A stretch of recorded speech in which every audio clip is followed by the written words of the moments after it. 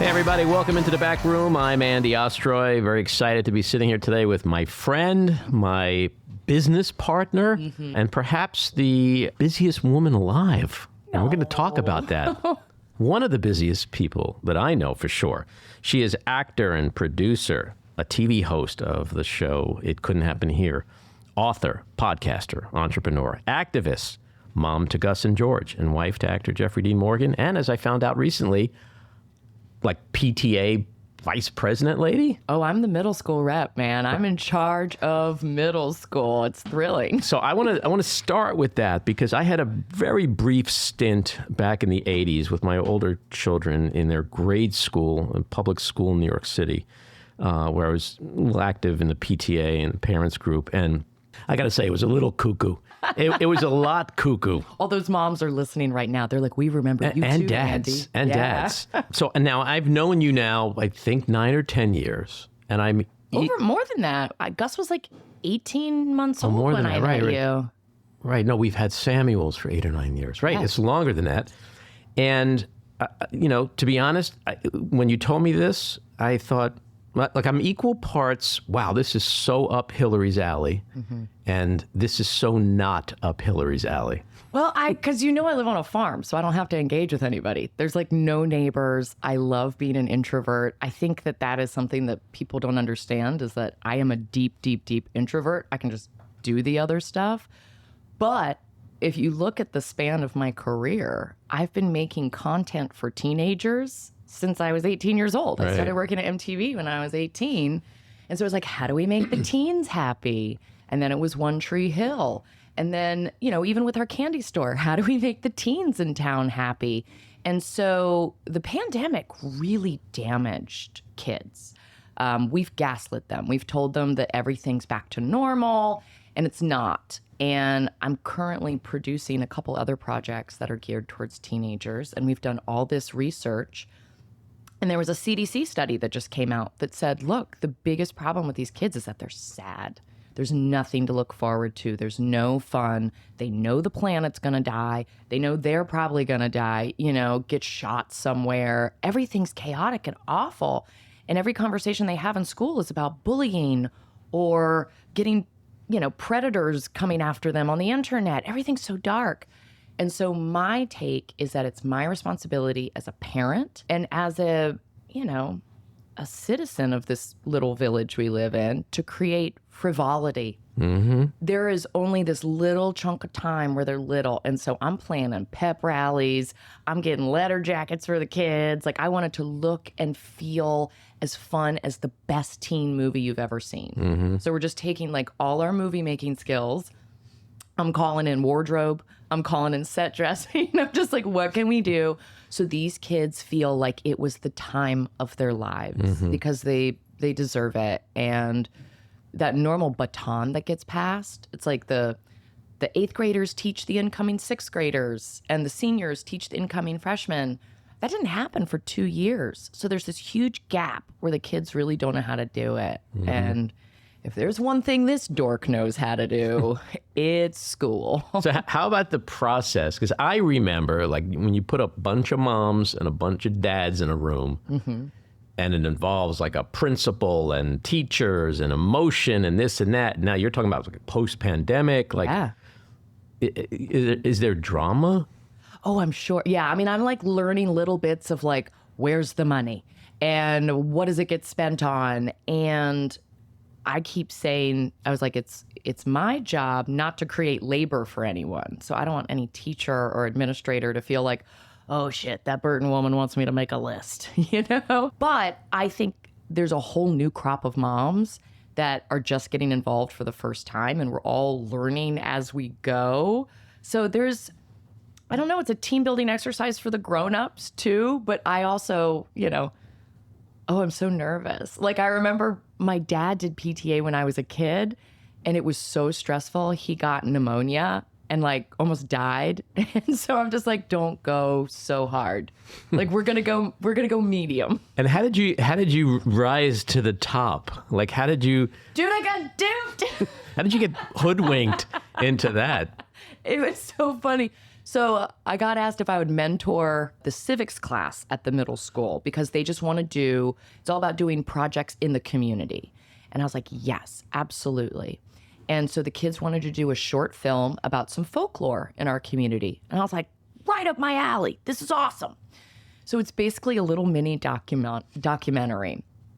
Well, that turned into me being like, hey, what about like other things going on in the school? They're like, you know who you should talk to is Adele Abide. She had been the rep for the middle school. Her kids are in high school now, so she'd been doing it just to be cool. I go to lunch with Adele, and she's like, you know what's so cool is that you're going to do it now. So it started off as an inquiry, and it's good. It's good. They asked me in that meeting, they're like, do you have a number 2? And I just volunteered my friend Sean. I was like, yeah, Sean will do it. And then later, I know. Yeah, the you know Sean that I know. Yeah. I was like, Sean will do it. They're like, have you talked to him about it? Yes. So you're like or he's your number 2, right? He's my number. Listen, we're trying to compartmentalize. Right. This is a small village. And so one of the things we're dealing with is that the PTSA encompasses kindergarten all the way through senior year.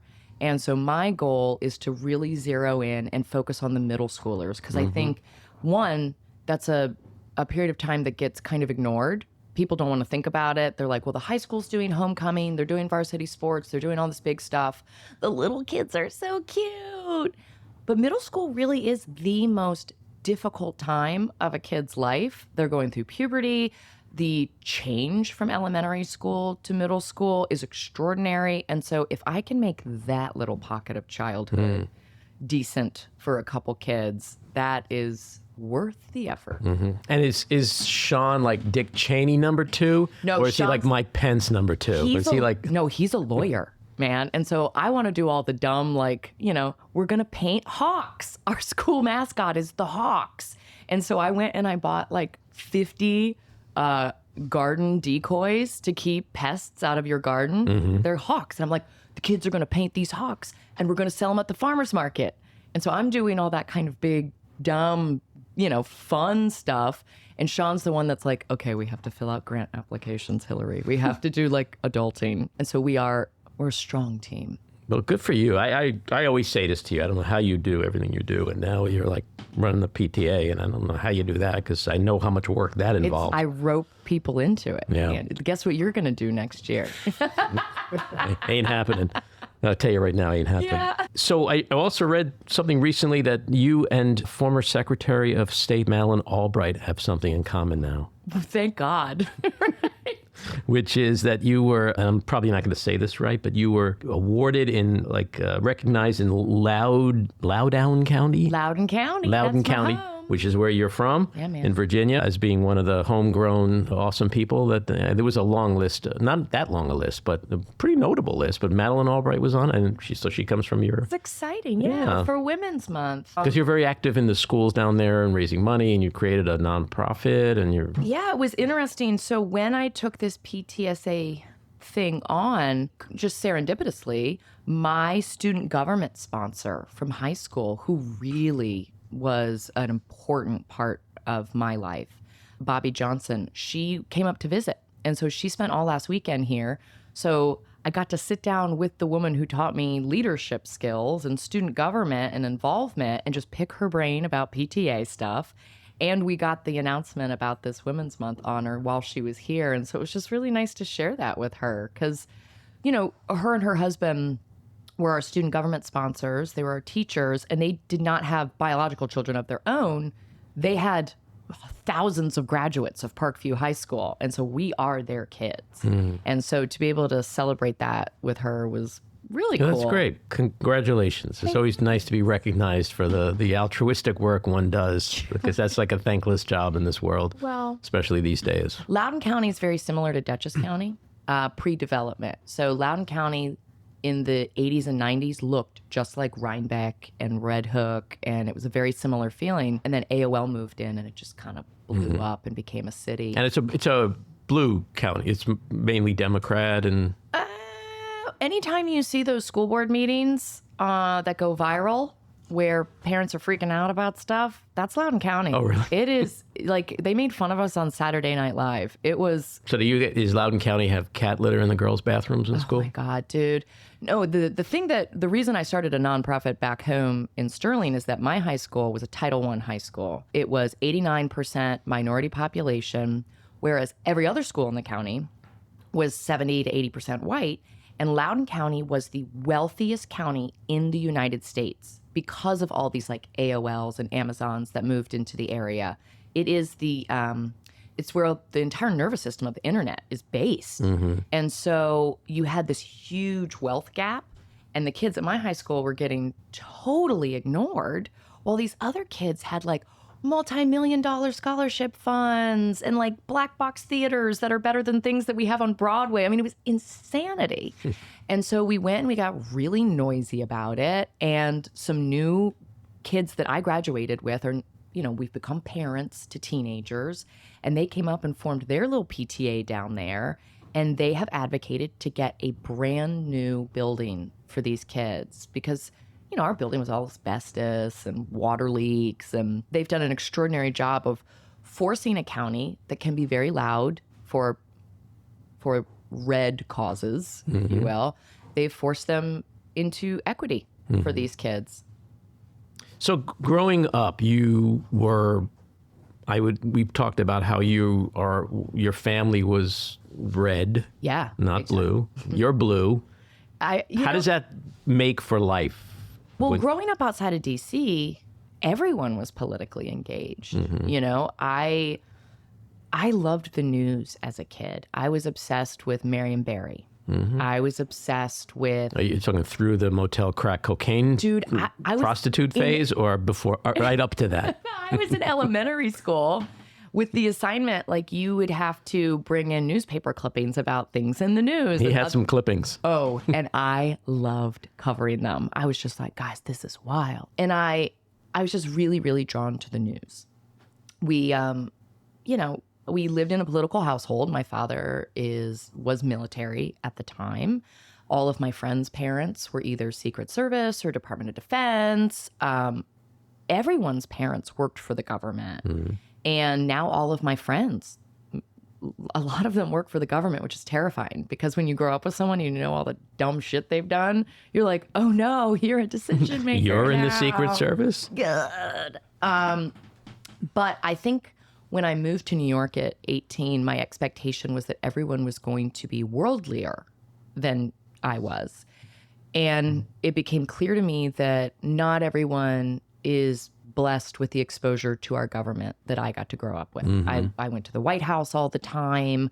I had field trips with Colin Powell. I was doing a lot of like women in leadership things in DC. And so I feel like that really paved the way because there was never a ceiling for me. I could see like the trajectory to become a senator. I could see the trajectory to become very high ranking in all of these different places. The FBI and the CIA used to come scout our science fairs.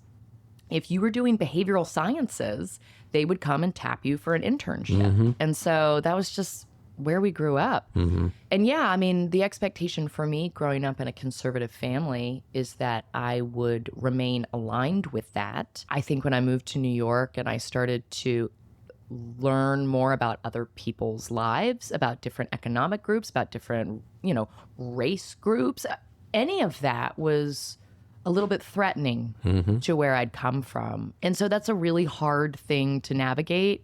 And it really wasn't combative until, Trump came into office. It was always really manageable to push back against other people's ideas until he took over. And then it was just indoctrination. And it became football. It was like, this is my team and your team sucks. Right. And that was sad to watch politics, this thing that I've loved my entire life, become tribal sports. It was just, it made it small. So you can't have conversations with family about politics. No. No, I mean, it's like, why do you have to make everything political is the thing that's been said to me. And my response is, it's not political, it's ethics, it's morals, Right. it's civil rights. that's not political. What are we doing? So it's made the relationships like my student government sponsor, like other mom type figures or adult figures in my life really, really important, because I want to be able to have conversations with the people I love that are not surface. I don't want to talk about your favorite sandwich. I don't want to, I want to talk about this big stuff, because then I am in the position where I have to go and explain it to my kid. Mm-hmm. And I need those adults in my life that I can hash that stuff out with. Mm-hmm. So I want to switch gears and talk to you about Mischief Farm.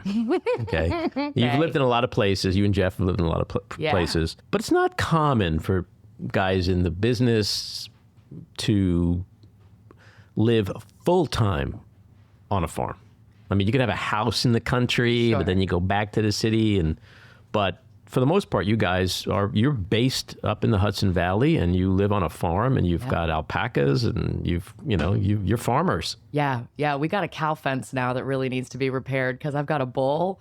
I've got a Highland cattle bull, and he likes scratching on this one part of the fence. And I'm like, I do not have the skill set to capture this thing once it's out. So.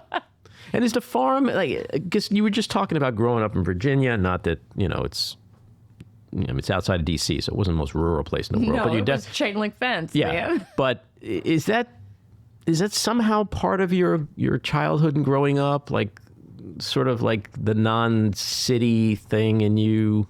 I think seeing the farms in my county disappear to development. It used to be we had cows and cornfields and all that kind of stuff when I was little.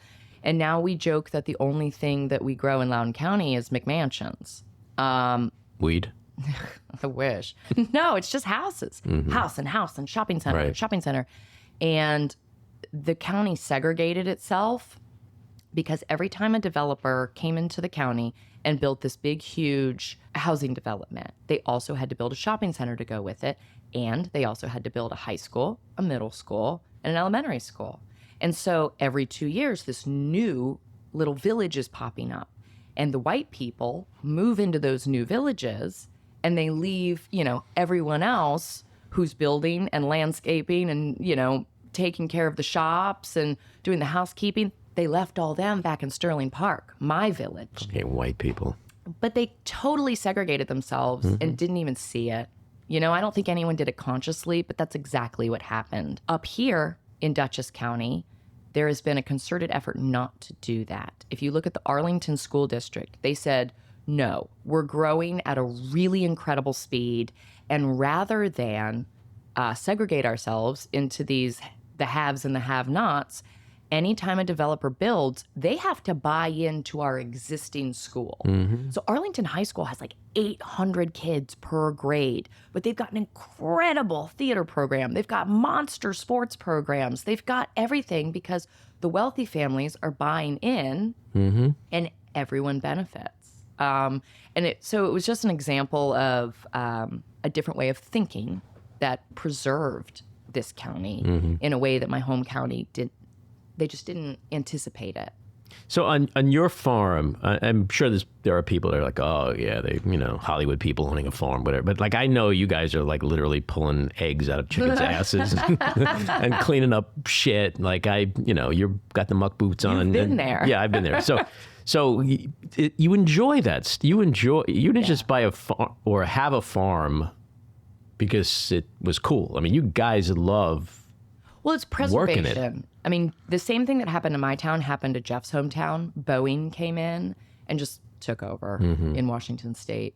And for us, preserving the farmland, because this is a piece of property that's been a farm for, 100 years at least, if not longer, preserving it so that it doesn't all start turning into little tract housing developments and things like that. And we let local farmers, come in and let their animals graze on our property spring, summer, and fall. We have sheep that come. We have cows that come. They all then go to the Dutchess County Fair to be shown. They go to the Sheep and Wool Festival to be shown. And so it's a I'll scratch your back, you scratch mine kind of situation, because they're the ones that have taught me how to farm. Ed Hackett at Hackett Feed Store in Salt Point, New York, has taught me everything. about farming. And so now when I put my garden in, I get to pass that knowledge down to my kids who are like, maybe they'll like it, maybe they won't, I don't see Gus pulling eggs out of chickens' asses. Gus is he's the gardener. George is the animal whisperer. My daughter is in the donkey barn, like every chance she gets. Every pair of shoes she has are just covered in like donkey shit. And I'm like, Jeff, she has to go to school. Like we have to have one clean pair of shoes. But I don't know. We were in LA when Gus was born and I didn't feel good there. And when we came here, it was like, oh, no one cares. No one cares what your parents do. They care about the kid here. And that's what I wanted for our kids. I go in somewhere and they're like, oh, you're Gus's mom. It's like, yes. Yeah, no, I've been up here for 20 years now, and I've been trying to migrate more and more here because I've lived in the city for forever, and grew up in Queens, and it's it's a different vibe here. And the older you get, the more you like that vibe. Yeah, it's just. I'm trying to be in bed at 7:30. No, I really value the duality of our community because you're right. We have a lot of city transplants that have moved up here. And Rhinebeck is this little artistic bubble where a lot of like-minded people want to preserve what exists here.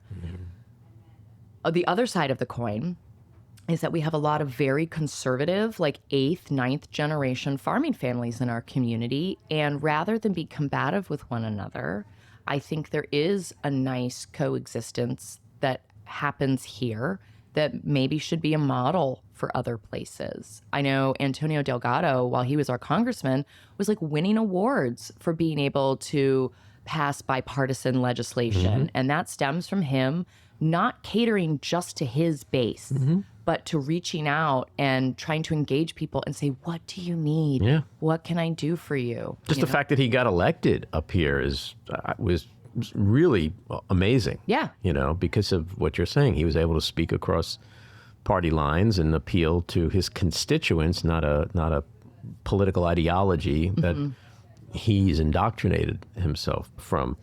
So let's talk about your entrepreneurial spirit. We've owned a candy store together with Paul Rudd and Julie Rudd for, I think it's about 9 years now. But you recently, when I say recently, I'm getting old, and like that could mean like 3 years ago. COVID years don't count. What's recent? COVID and Ostroy years don't count.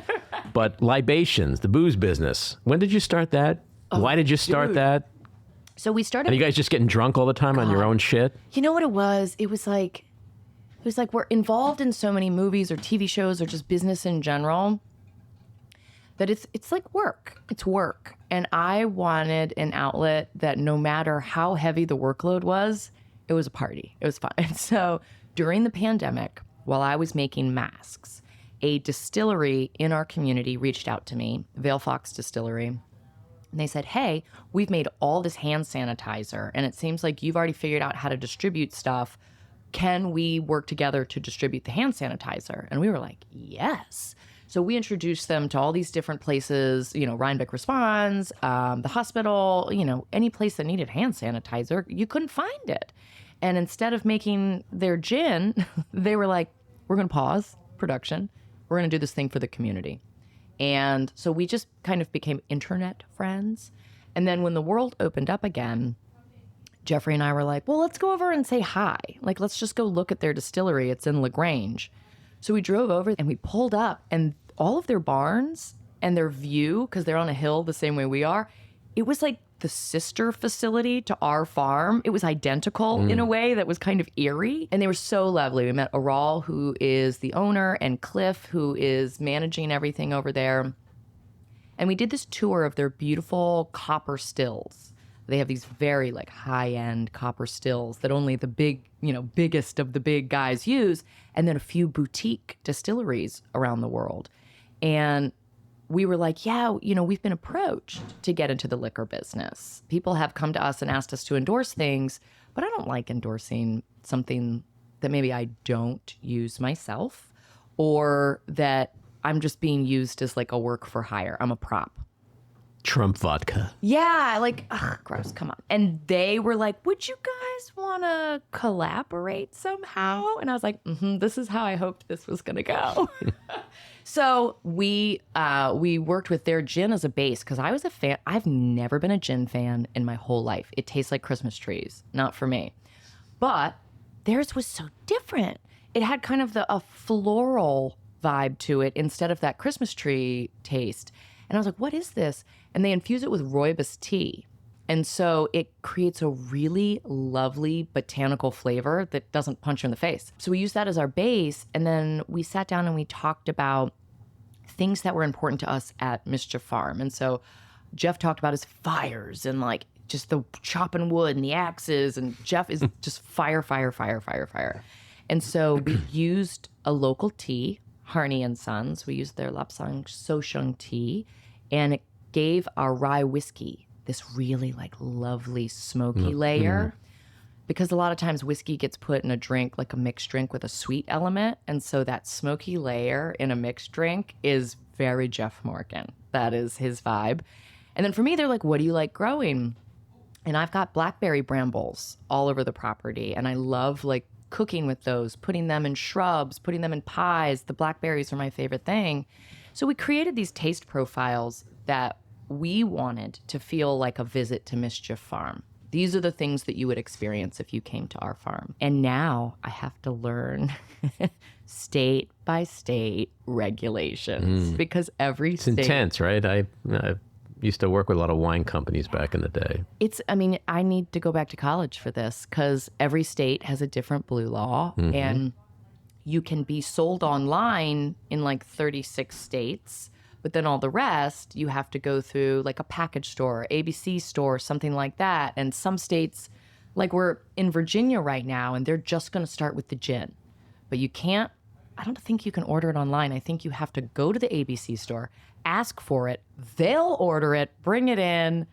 And so for me as a business owner, being able to clearly articulate to the fan base what the rules are for every single state, that's my part of the job. And do you have like a special lawyer who specializes in the alcohol industry and they know all this stuff? Like those guys exist? Yeah, of course. There's a boutique person for everything. So there's publicists that only do alcohol, and there's lawyers that only do alcohol, and there's a whole ecosystem that I didn't know about until we got in the thick of it.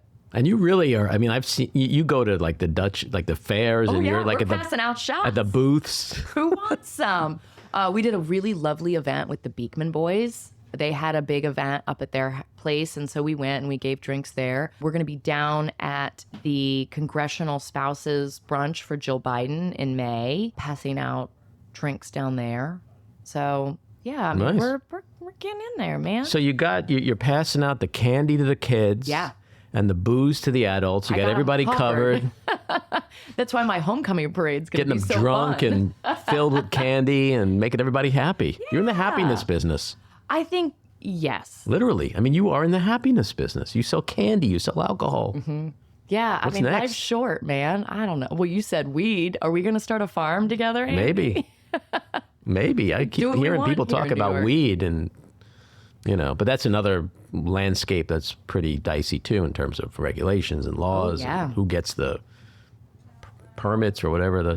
How do you become like not every schmuck can grow weed. You got to go through a whole. No, and I firmly believe that communities that have been targeted for the growth and sale of weed should be the first people to get permits. Right. And so. I know that it was a really big deal when that first shop opened up in the city. Like, we have to prioritize Black farmers. Right. And because they are the ones who have borne the brunt of the aggression of the drug war. Right. They're the war on drugs. They're the ones that got locked up. They're the ones that need reparations. Yeah. So let's talk about your TV show, talking about injustice. Let's see, how about segueing from that? Yeah, that's not fun. Yeah. That's maybe I do all the fun stuff because I do not shy away from dark stuff, and I really need a palate cleanser every once in a while so I don't freak out. So how did that, you host this show, it's called It Couldn't Happen Here. It's basically about identifying and trying to rectify injustice in small town America. Yeah. And how did that come about? And it's, I'm a true crime fan, and it's kind of ironic because I've lived true crime in my personal life. Yeah. But I was a true crime fan before that, so you like what you like. You like puzzles. You want to figure it out. Well, there is your show. There's calls to action. You like, if you watch, and this is not a knock to Dateline or any of those shows, but you watch them and pretty much when it's over, it's over. With your show, it's like, we got to get this guy out of jail, or we got to do this, or we've got to fix this. We got to right this wrong, which is a kind of a unique element to the true crime shows. Yeah. I think it works in our favor and it works to our detriment because people want to watch this kind of programming and then turn it off and like be fine. And you're not fine after you watch my show. My show's hard. But for fans of true crime, I know that there are a lot of keyboard detectives, and I value keyboard detectives. I'll Be Gone in the Dark was a great example of people who could not let it go. You ever see Don't Fuck with Cats? Yes. My God, that is unbelievable. Thank God for these just citizens who care. And I think there's more and more and more of them. And that is who I want to engage with. And so I, as a teenager, was really fixated on serial killers and crime. And I was in independent science research. It was like a special science club at school. And I bullied the class into doing DNA research and studying serial killers and wrongful convictions and things like that. And so my teacher, Denise Wingfield from that class, she just knew this is exactly what I would be getting into as an adult because she nurtured it when I was a kid. And so when I went to Fordham at Lincoln Center, it was attached to the law school, and I was studying psychology and criminology and everything, and journalism, and everything I was doing was leading up to me going to the law school so that I could follow this path if the acting thing didn't work out. But it did. It doesn't mean this interest ever went away. Right. And so I've always advocated for judicial reform. I've always seen the flaws in our systems. It's based on money. That's it. It's how much money do you have? Can you hire a really hot shit defense lawyer? Right. And if you can't, then the prosecutor needs the win because they have to run for election in a couple years and they're not going to run on losses. So justice doesn't matter. So the case that actually really lit a fire under my ass was the Nikki Armando case here in town. Right. She was a young woman who was horrifically abused by her partner. It was very well documented. She went to therapists, she went to the hospital, she went to law enforcement. And what women are forced to do is, like, all of our systems can see all of that abuse and be like, well, do you want to press charges? It's like, no, it's going to blow everything up. Right. Like, it's going to make it so much worse, so much more dangerous. So the pressure that is put on women to make that decision, we have to take that off of them. It is totally inappropriate. If someone like kills your loved one, you don't get to decide whether or not the state presses charges. And I think that there are a number of interventions that can take place before things escalate. So if we know a woman's been hit, you don't have to lock the person up that did it, but you can put them in mandatory therapy, mandatory counseling. And so every system in our county failed Nikki Armando. And what resulted was her shooting her partner, turning herself in right away. There was no lies or getting around it. And I watched as the prosecutor and a judge in our town, the things they said to this woman were horrendous. That she was a willing participant in her own rape that was put on Pornhub, that she was a master manipulator and a femme fatale, and just like all these disgusting things where they took her lifetime of abuse at the hands of men and turned it into this salacious, like, a current affair kind of story. And we're better than that. And so when I went to go speak out against this judge, I realized I'd interacted with him. And he ran in circles. He was going to the ball at the hospital with his wife where we would get invited every year. I'm looking at pictures on Facebook of him and his wife with my friends. And I was like, God, how does someone in a small town speak out against something like this? And now it's my understanding that he plans on running for DA. And I am not comfortable with that. And so me as a private citizen knowing like, okay, well, I might run into this person. I might run into his supporters. If I'm doing PTA, how does that affect what I'm doing if I'm very vocal that this is not a person I want in charge of any domestic violence cases in my town? So I knew those complications existed here. I brought them to AMC, where Jeffrey and I had done Friday Night In during the pandemic. And we had addressed some hard stuff there. And I said, I want to really focus on small towns and how that specific little ecosystem is just ripe for injustice. And they're like, okay, go see if you can find other cases across the country. And oh my God. You know, the biggest one is the one we've just been through, the Murdoch case. Well, so I got called into that case. I had someone reach out to me before the mom and the son were shot. I got someone calling me when that young man was killed on the road. And they're like, this rich kid in town killed this guy and no one will do anything. And so I'd already been circling the case. And then I get a phone call that the whole family's gone. And I was like, what is this? And so... Yeah, that was like the most shocking thing. Yeah. Not that his wife and son getting killed isn't shocking, but when I was watching the Netflix, I think it was Netflix, not HBO, when they introduced that element of it, that kid that was just killed in the middle of the road, like... That's what I got called in for. Nothing was done about that. Nothing. Nothing. No, and it happens all the time. And what's really difficult is that the way that local media gets their information about crimes, crime scenes, arrests, indictments, all of it, they get their information either from the sheriff's department or from the district attorney's office, right? And so that's the story they have to run. So you can't just put in the Google machine, injustice in small towns, because it doesn't get reported that way. Right. Why would a sheriff's department or a DA tell on themselves? And so you have to almost go through like Reddit threads. I've almost said fortunately, but actually this is unfortunately, we don't have to dig anymore because people are now just coming to us. We're getting DMs, we're getting emails. I was going to ask you that. Yeah. So you're getting bombarded with people who are either involved in a case, a family member, and they feel like nothing's getting done. Like this. Wow. Yeah, it's really, really hard. It's hard. And so what we try to do is create a wide representation. You know, we covered a case of a young gay man in Texas, Brandon Woodruff, whose parents were murdered.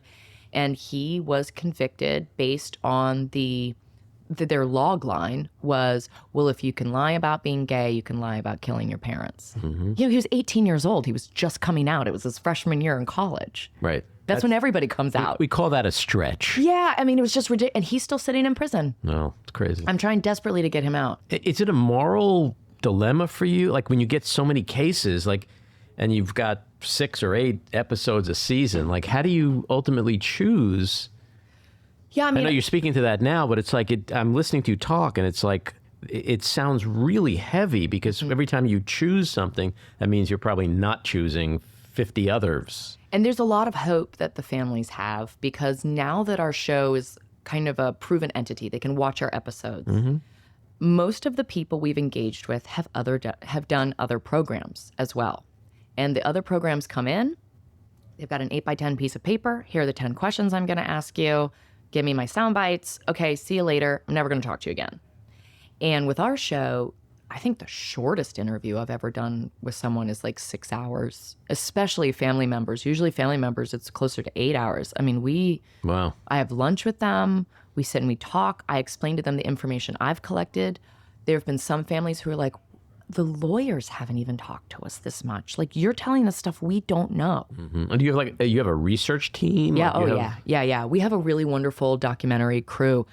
Poe Hutchins, Dan Flaherty, and Andrew Dunn are a trifecta who have worked together for over 20 years doing everything from Dog the Bounty Hunter to, all of these shows about real-time cop stuff. What is it, First 48, Dan was a big part of.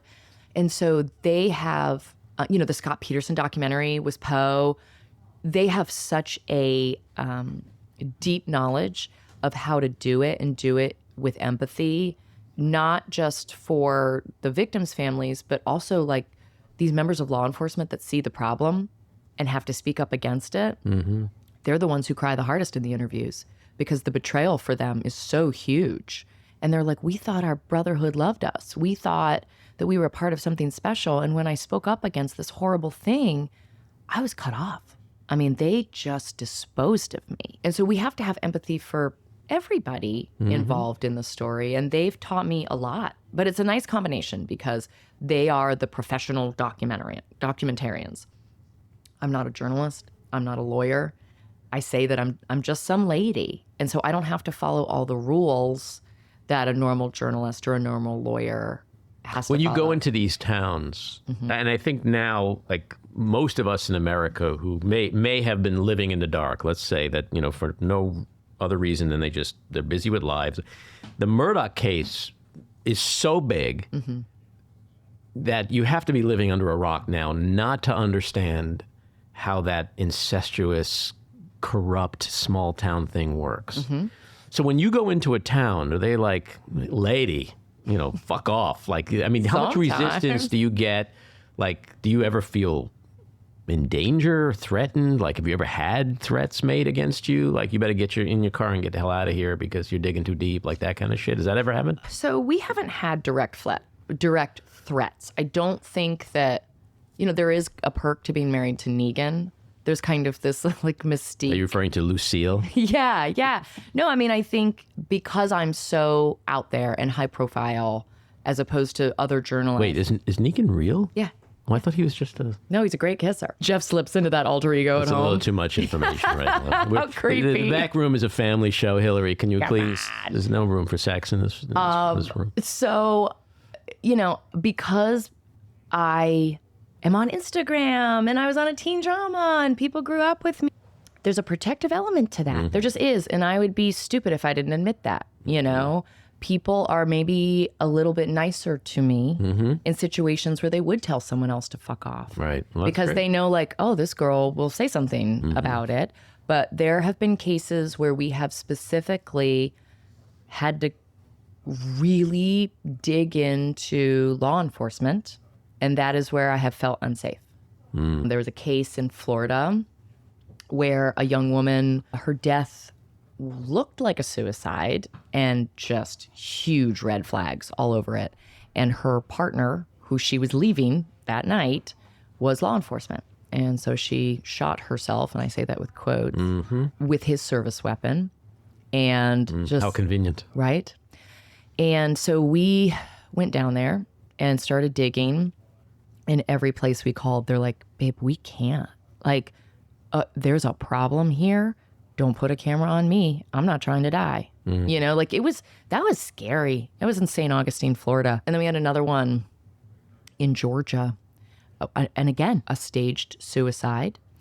The husband was the son of the prominent pastor. He was like named, he has the same name as the former district attorney and their family friends. And I'm like, is this dude literally named after the former district attorney? Just crazy. And that was, again, I had to speak to that man on the phone with huge questions as to whether or not he killed his wife. And I kept catching him in lies and having to confront him with those lies and say, no, I'm literally looking at the piece of paper right here that says that you abused a child. There is court documentation of it. And he's just continually like doubling down. And so that was very uncomfortable because his mother works for the county. And so when we stepped foot in that county, every single person knew.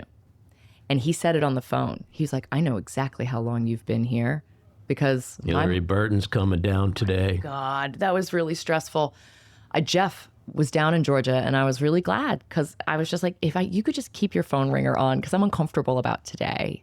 Did he bring a couple of zombies with him? No, I just Because wanted they're him. scary, those things. They are scary. Yeah. Especially in a small town. Yeah. Should I take those with me everywhere now? You know, it's interesting when you grow up, like I have in New York City, a lot of people who grow up in a big city, you don't understand how small towns work. But I often do think about that. I think about, and again, the Murdoch case just brings it to light, but how small they are. Like when the power structure, the law structure, and then everybody is also in the same church and the pressure of that. Like, you know, in New York, when you grow up in the city, sometimes take your anonymity, your freedom, your ability to speak out and say whatever you want. Like, but I often think about what is it like to live in a small town where you live in fear and have to toe the line because this family runs the blah, blah, blah, and everyone's in the church and you don't want to get kicked out of the church. I mean, it must be a hellish way to live in many ways. Well, what we found, we were really lucky that Color of Change partnered with us our first season, because I did not want to go on the air without fact checking and without just getting some advice from advocacy groups that have been tackling this material already. Mm-hmm. And so there was one particular episode where I said in my wrap up, I was like, small towns are safe. And we got the note back from them. They're like, Hilarie, we appreciate the sentiment from you that you feel safe in a small town. But for people of color, for a lot of other women who are not in the same position I'm in, and for members of the LGBTQ community, small towns are the least safe place in the country. And that was so illuminating for me because I'd just written my book, Rural Diaries, about how in love I was with my small town. And I think any part of a healthy relationship, if it's a marriage, you have to deal with the shit. You just have to do it. And so I can love small towns. I can love the PTA stuff. I can love our little main street with our candy store. I can love all of it. But the only way to have a healthy relationship is to address the toxic stuff as well. It's funny you mentioned Rural Diaries because literally the next thing on my list is books. Oh, wow. Fantastic. Are you looking at my notes? No, I'm not. But see, that's how good of partners we are, is that we can read each other's minds. So Rural Diaries was your first book, New York Times bestseller. Yeah. Unbelievable. And I just read this. I didn't even know this. Grimoire Girl? Yeah, Grimoire Girl. Grimoire. Yeah, they're teasing me because I only do titles that have like an awkward word in them. That I have trouble pronouncing. This is my rural grimoire. Yeah, Grimoire. What is grimoire? Girl. Is that an actual word? Grimoire is a book that, just, to be stereotypical, that like a witch would own, that had all of her information in it. It was like her recipes, her gardening tips, her spells. It's basically the book of information that keeps you alive. And it used to be something that women could be persecuted for. And so now it's an act of defiance to have your own grimoire where you collect all of your life-saving information. So I saw on Amazon, the way they're promoting it is a book of life-saving wisdom, essays from Hilarie's life, and ways we can all create our own everyday enchantment. Is that a... Yeah. I mean, magical thinking's really important, especially in a post-pandemic world. We've seen the shit. Let's all just acknowledge it. It's all awful, right? So how do we go about finding magic in the world again so that we don't fall apart? A couple of years ago, all my friends were dying. Everybody was dying. And the book really is an examination of that. It's when you are in the depths of despair, what is the knowledge that you have that can pull you out of it? Because you don't have to look to external forces. You don't have to go belong to some club. It's in you. So let's zero in on it and let's write it down so that when you're lost, you've got this thing that brings you back to center. And is this book going to be, you were quite revealing and honest about the good, bad, and the ugly about your life in rural Why am I having such trouble? Rural diaries. And rural diaries. See, if I say it that way, then I don't have trouble. Yeah, no, you're fine there. Is Grimoire Girl equally revealing and honest and dark and... Yeah, it's pretty dark. I got a note from my editor because I'd written in there somewhere, I was messy. I was like, look, this is a chunk of time that was really messy, and I'm owning it, and I'm saying I'm messy. She's like, I feel like every time you write a book, you're a little bit messy, Hill. Well, that's what a good book should be. Because life is messy. It is. And if we can find the mirth in the midst of the messy, that's the discovery that I want to make. Say mirth in the messy. Mirth in the messy. 10 times fast. No, but I don't want my kids to remember me as someone who was stressed. I don't want my kids to remember me as someone who was bogged down.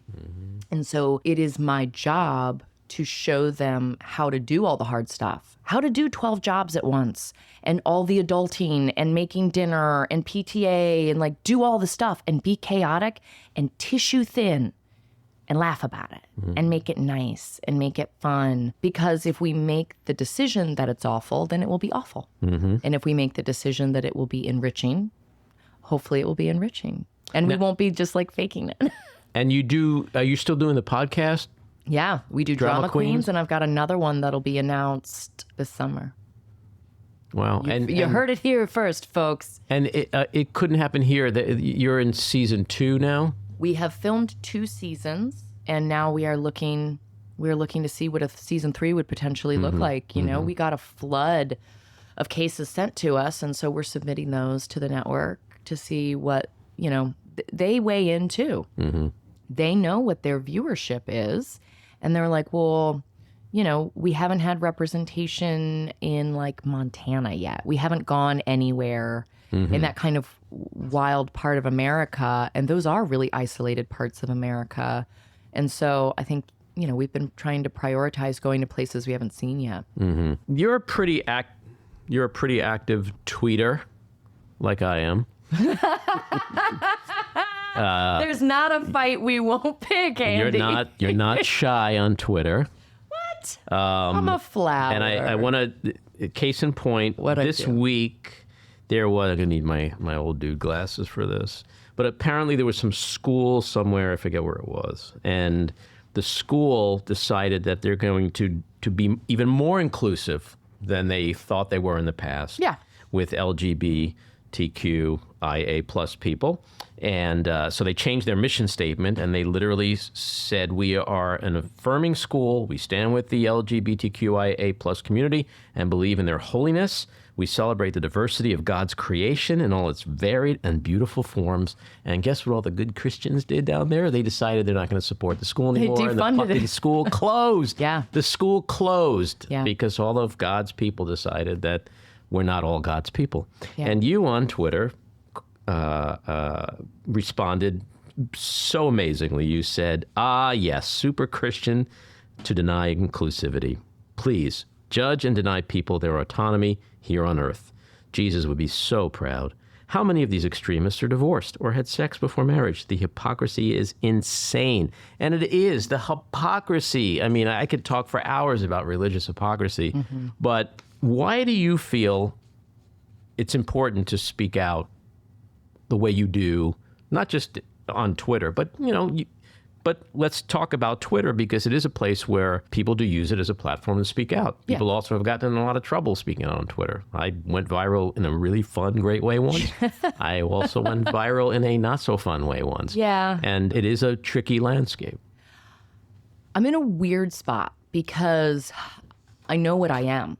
I am a white woman who grew up in a middle-class, military, super conservative NRA family. I know what... How you came out of that, by the way, it is amazing, like how that works in society when you can come from a family that's that way, and the child could be so different later on in life. What happens is when the child grows up and starts asking questions, in a healthy dynamic, the parent can answer them, and there can be a conversation. In an unhealthy situation, the parent says, don't ask those questions. And so I want to live in an environment where my kids can ask me questions, I can ask my loved ones questions. But I know from growing up in that, I was baptized in the evangelical church, I was confirmed in the Methodist church, I have gone to Episcopal churches my entire adult life. I am not someone who's anti-church. I love my relationship with God.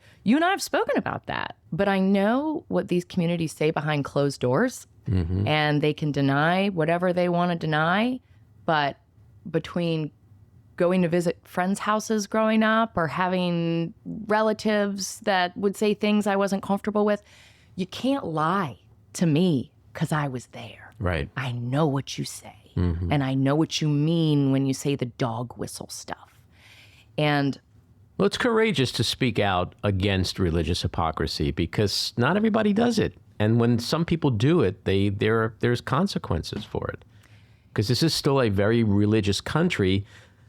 But what's infuriating is that it's Wasn't it founded on the separation of church and state? Yeah, but not to some. I mean, you're a governor, your home state's Youngkin, oh, I don't know if you saw the CNN town hall last night, but Jake Tapper very gingerly tried to pin him on something when he was talking about trans kids, like parents should be involved. Gunning. And so Jake was like, gunning for my county. This kid here, his dad is the dad of a trans kid, and he has an opinion that's different from the parent who wants to get rid of trans kids in bathrooms and sports teams. And so it just comes down to this parent or that parent. So when you say parents should have a role, which parents are you talking about? No, we know exactly which parents he's talking about. And I can't stand that man.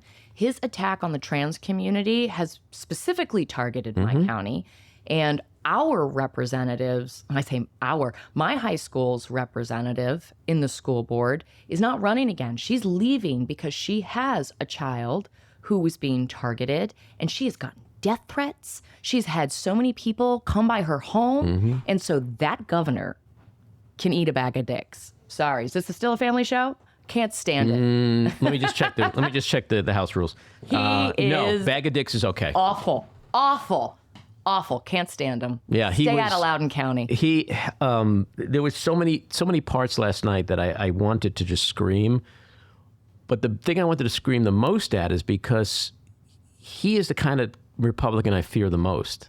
Because he's like a wolf in sheep's clothing. Oh, yeah. And if the Republican Party had a half of a fucking brain, they would make that guy their nominee, right? Instead of... Because he comes in and he's just like, hey, man, I'm that kid that played basketball on your high school team. I'm your buddy. Meanwhile, I'm going to totally make... You know what he's going to do? He's going to make all the drama kids and all the queer kids and all the math and weird, all the weird kids from school go back and hide in their corner. Yeah, well, he's the guy that wants senior court to only be the white jocks. His answer to the trans, I mean, there was a young man, he was in high school, and he said, I am a trans man.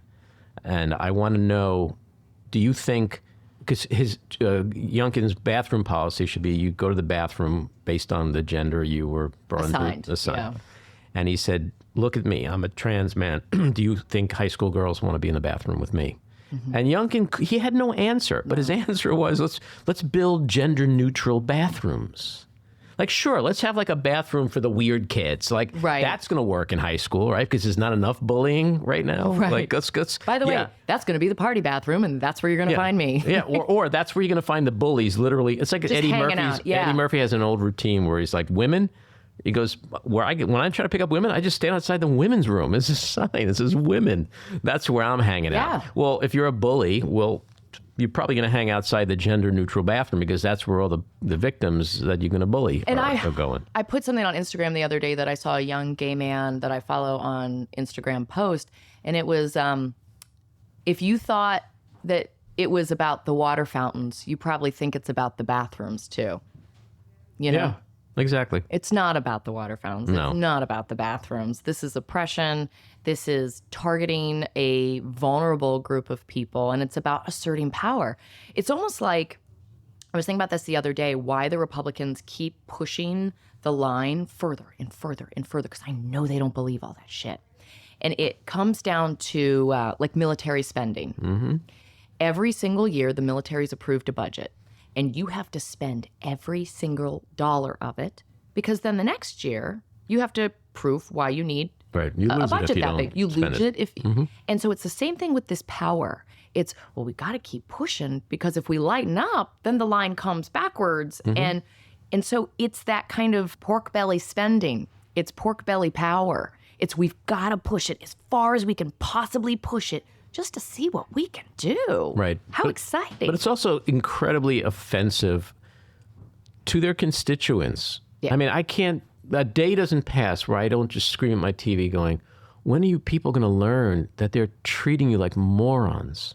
Tucker Carlson, the whole Fox thing, they text each other like, we hate Trump and we don't believe any of these freaks. Rudy Giuliani, they're all lying. It's bullshit. The big lie is a big lie. And then they get on TV at night and go, oh my God, the election was stolen and poor Trump. And they treat their constituents like morons, and yet they keep lapping it up because they're fed all this culture war bullshit that taps into their worst beings, their worst selves.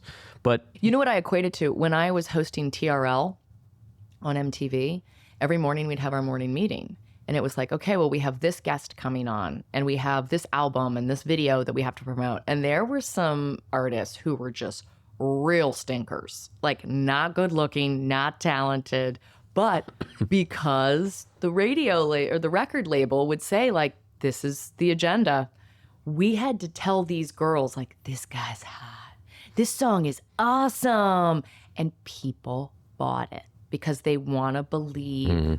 Groupthink makes you feel warm and fuzzy. Yeah. It feels good. And so if you tell someone that Trump's a good businessman, like, no, he's not. No one in the morning meeting believes that he's a good businessman. But you just get on and you say what's on the cue card, man. That's it. Well, but the question I always ask is why? Why do people subjugate every single ethic, moral center that they have? Like, does it just come down to racism and sexism and, angry white people who feel they're being replaced? Because there's a lot. You wouldn't accept that in your marriage. If like 5,000 people told you your wife is cheating on you, you wouldn't be like, no, it's not true, right? But when Trump does something and the whole world, the evidence is right there, these people just put their blinders on like horses and they just trot through life and everything's fine. It's hard to say I messed up. Yeah. That's hard for anybody. And so what if we, as people who don't agree with them, is there a grace in offering up different language? Instead of being like, admit you were wrong, is there grace in being like, hey, you were manipulated. How can we help you dig out? Yeah, I mean, and maybe not. Like, maybe the ship has sailed and there's no room for grace anymore. But I think that the only way through it is finding that. It's like, I guess Mitch McConnell fell down and got really, really hurt. And I'm seeing a lot of left-wing people say, like, not funny. Right. Not funny. Come on, be cool. I don't know if we would see that if it was the other side. No. I mean, Junior was just at CPAC and he said, Pennsylvania has elected a vegetable. He called John Fetterman a vegetable. I mean, I tweeted last night, I said the difference between Democrats and Republicans is you're not going to see any Democrats mocking Mitch McConnell, calling him old and feeble and demanding his resignation, because that's what they do. Yeah, the other Junior's side does. the cocaine's a powerful drug, man.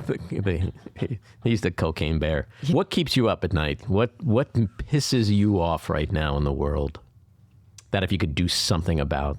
God. That you're not already doing. Which day of the week, Andy? The war on women's rights isn't just on women. It's specifically on women of color. The mortality rate for women of color in pregnancy here is disgusting. It's disgusting. Black women, when they go into the doctor, are not believed. And so this assault on female rights, I remember one of the last fights I had with my mother was about the Supreme Court confirmation of Kavanaugh. And I was in the car listening to it, and I was just devastated. I had just gone through the Me Too movement. I was the person that was getting talked about on Fox News, and being characterized as an attention-seeking whore. And my family watched that. And so the coverage of the Kavanaugh hearing and the women that came forward bravely to call him out was really difficult for me, because the same people who were like, yes, Hillary, I'm glad you spoke up, were vilifying these women. And I can't wrap my head around it. And I just kept being told how hysterical I was. They're not going to take away abortion. They're not going to take away birth control. They're not going to take away women's rights. They're not going to overturn Roe v. Wade. I was told how hysterical I was. And I wasn't. I was right. So many of us were right. And now I've got this daughter, and like, I will not let anyone have access to her who participates in her hurt. And this hurts her. If she has the same fertility problems that I've had, she will have miscarriages. It's just biology. And will they be treated as crime scenes? Will she be told that she inflicted them on herself? That's the thing that these people don't fucking think about, is that it's not just about women who don't want to carry their pregnancies. It's about women who are going through the worst moment of their life. And now law enforcement gets to come in and inspect your naked body to make sure you didn't throw yourself down a flight of stairs or you didn't do something to yourself to inflict this. It happened. It still happens in other parts of our country where women are being accused of, drug overdoses to kill their baby intentionally.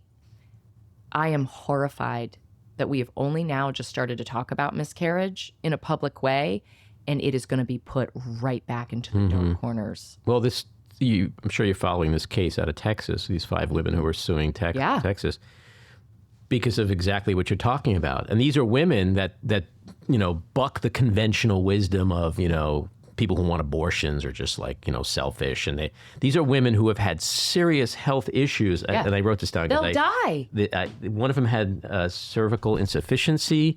And she was literally forced for 3 days she eventually went septic. Yeah. And almost died before it was okay, your health is in danger.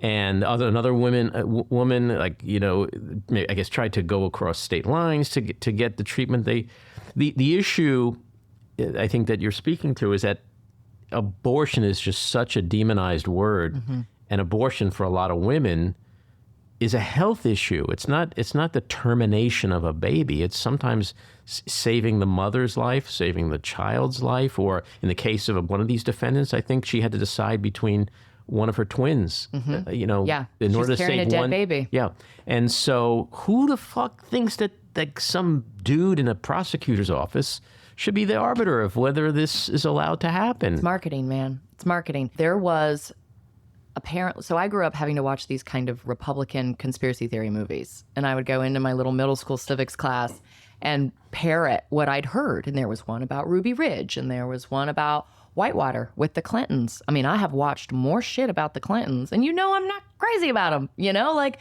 between all of the young women coming forward and stuff. But that was the stuff. It was almost like there was a Republican production company that would create these things. And so I watched the Vince Foster one as a kid. I saw them all. It probably was like a package you could buy. So you binged it all. I binged it all as an 11-year-old. And so I know what those products look like. I know what they sound like. And I know the feeling of knowledge and superiority people who watch them walk away with. And so there was one that was specifically made about abortion. And I know that my mother watched it. And so when the Kavanaugh stuff was happening, she was like, well, I watched this documentary and it showed me some stuff. And I'm like, you also watched me have 3 miscarriages. What are you talking about? Right. And it's that feeling of, I didn't go to college. I didn't get a ton of education. And this product makes me feel like I know something you don't know.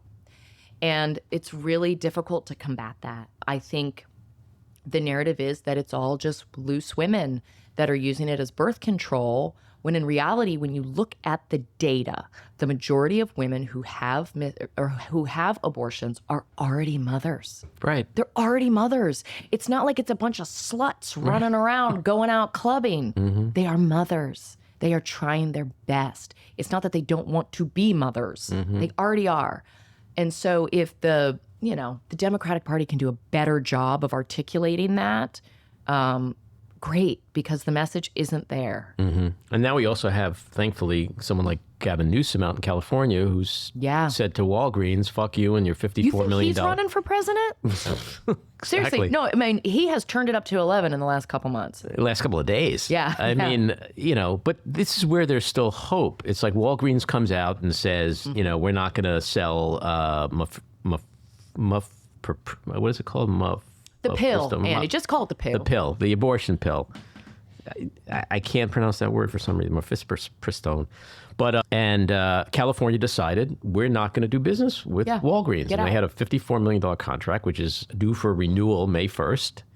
And Walgreens said, well, they were not going to sell this pill in states that were dominated by Republicans, where there was a request by a Republican attorney general not to sell it. And California said, well, fuck you, not in this state. Get out. And maybe I think now they're trying to dial it back a little at Walgreens, and they will sell it, but under certain circumstances. But Democrats still can take a stand. This is still the United States of America. It's not the United Red States of America. So to your point, Democrats have to fight. Women have to fight. Men who love women have to fight. I mean, it's not a female issue. It's about rights, you know? And then when you factor in race and you factor in trans and economics, LGBTQ, it seems like there's just been an attack on rights across the board. It's the pork in the last spending. 10, 20 years. How much can I push? What can I get away with? I don't care what I'm actually getting. I just want to know that I can get it. Mm-hmm. That's what it is. Mm-hmm. And the line's going to keep going further and further and further because it's an assertion of dominance. Like, rather than think good leadership is making everyone happy or operating through kindness, creating a space of creating a space of peace. Their interpretation of leadership is manifest destiny. It's grabbing as much as humanly possible. Mm-hmm. That's their power. Mm-hmm. So I want to ask you in our final minute or two here. You mentioned Negan before. He's doing a spinoff now. Like, what's going on in Negan world, in his world right now? We brought it to the city. There was a lot of questions. I can't wait for that, by the way. It's going to be zombies in Manhattan. It's really cool. It's really cool. Sign me up. No, it's great. And Jeff had been gone, for like 6-7 years, primarily in Georgia. And then we'd go down little bits. He'd come home as much as he possibly could. He was living on airplanes until COVID hit. And then it was like, no, you can't see your family anymore. And so we went down there for a long chunk of time, but that's not our home. Mm-hmm. And it was scary to be in Georgia while a lot of these civil rights conversations were happening because we were in a very conservative part of the state. We were not in Atlanta. Mm-hmm. And I found myself more and more uncomfortable with the hats I was seeing people wear and the signs in people's yards. That was just it wasn't cool. And so when they wanted to do the spinoff, Jeff was like, can I do it at home? And they're like, actually, city zombies is what we were thinking. And so it's cool. It's genius. Yeah, it's going to be great. And, So is that being filmed now? No, they're done with season 1. Oh, wow. Yeah, that's going to air. I don't know. Have they said the release? I know what the release date is, but I don't know if they've said it. So I don't want to be the ding dong. Are we going to make news here? We're going to make zombie news? No, people know. People have to know. It's coming out. It's coming cool. out soon. We'll just say it's coming out soon. Yeah. All right. Yeah, it's nice, and it was nice to have him home. Mm-hmm. How many times did I go out to dinner with all you guys with baby Gus? He's 6 years old. I haven't seen it. We went to dinner, I think maybe 2 summers ago, and I think that's the last time I've seen him. Yeah, he's just been working nonstop, and he's doing The Boys now. Mm-hmm. Yeah, I saw that. Mm-hmm. So I don't know that the kids are going to get to see that one. So does that mean there's less time to pull eggs out of chickens' asses, or? Oh my God, no.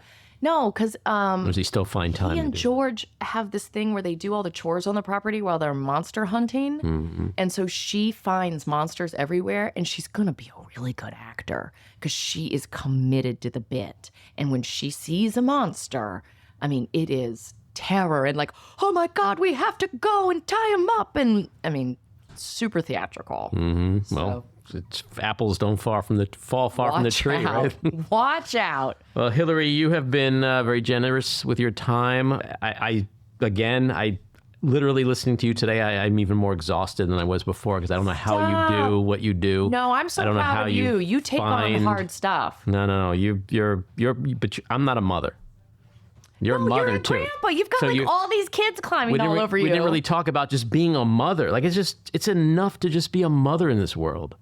But yet you're doing so much. So my hat's off to you, and maybe someday you can just write a book called How I Fucking Do It All. Sleep. Self-help books they sell really well. No, I said I'm never writing one of those again. I'm only writing fiction from now on. I'm just I don't want to live in the real world anymore. Yeah, real world's getting scary. Well, thanks again, and it was great to have you in the back room. You're here in the back room. No Zoom, in the back room, live human contact. You. Yeah, now I'm going to go shopping There's all these like cute things. Yeah, in the it's a great shop right store. out The here. Epicurean in Rhinencliff, New York. And don't forget all the great candy at Samuel's. Yeah. And the liquor. And the liquor, Libations. MF Libations. Is there a website for Libations? Yeah, MF Libations, we're on Reserve Bar. But if you cruise through Rhinebeck and you are going to the candy store, we're also carried at the liquor store right across the street from the candy store. So that is a powerful 1-2 Can we carry liquor in the candy store? I mean, we should throw a party. We'll just get like a day liquor And some license. pot gummies, maybe? Like, change the whole thing. Let's Yeah. change up the whole thing. grown-up Make the shop. grown-ups happy. And you guys got to watch. It couldn't happen here. It's a fantastic show, and it does a lot of good. Rock on with that PTA thing, man. Oh my God. You guys, I just got an email about throwing the 8th grade dance. So that's what I'm doing today. We're crazy. gonna throw a formal. Well, thanks again for being here. Yeah, of course. Love you. Love you. That's episode 51. If you like what you've been hearing, and even if you don't, let us know. We appreciate the feedback. You can leave us a message at 845-307-7446 or email us at backroomandy@gmail.com or tweet to me at Andy Ostroy. And when you listen, please take a quick moment to rate and review. It's very helpful. I want to thank my co-producer, engineer, and editor, Matty Rosenberg, associate producer, Jen Hammoud, Cricket Langell for our artwork, Andy Hollander for our kick-ass music, Patricia Wind and the Epicurean for the Backroom Studio, and a big thank you again to our guest, Hilarie Burton Morgan. So keep your eyes on Washington, Hollywood, and your own backyards, and we hope you'll join us again next time. Have a great week.